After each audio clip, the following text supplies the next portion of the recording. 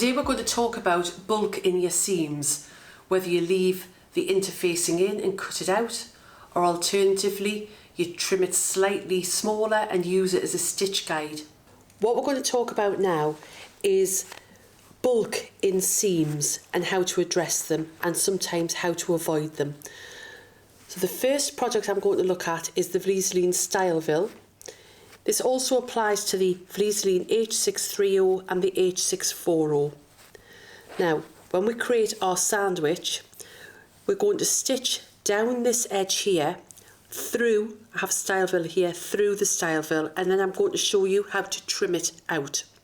When you're using the Vlieseline Deckerville, whilst you can still stitch through this product and the fabric, it is easier if you actually trim the Deckerville slightly shorter than your outside fabric, and so it's not going to sit in the seam allowance, and I'm going to show you how to sew this as well. So I'm sewing through quite a thickness. I have the Vlieseline Styleville and the 2 layers of fabric, and I've chosen to use a walking or dual feed foot, which will feed everything through nicely. So I'm just stitching down this edge here. So imagine that this is the seam of maybe a bag or a project that you're working with.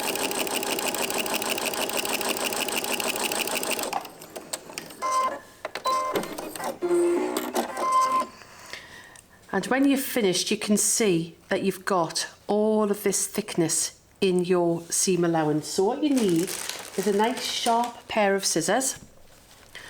Just fold the fabric out of the way and snip the Styleville away. Doesn't matter what size scissors you use. And can you see, just by carefully trimming it away, the difference here? We've now got no bulk in that seam, and we can join that together. Whereas if we'd left it in, can you imagine trying to join another piece of fabric with that? Things would just become too bulky and you would have difficulty with skipped stitches on your machine because it just would not be able to cope. So this is the project that I have with the Deckerville, and I've cut this particular interfacing slightly shorter.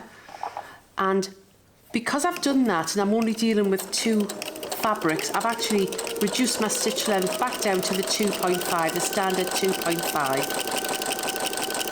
And we'll just sew this seam. And what you're effectively doing is using the interfacing as a guide for your seam.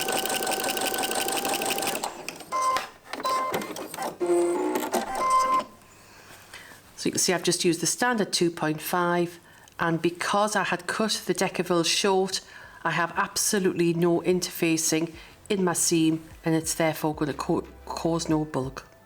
So you have 2 choices when you're working with interfacings. You can either sew it in, like we did here, and trim it out, or alternatively cut the interfacing slightly shorter and use that as a stitching guide for when you're piecing.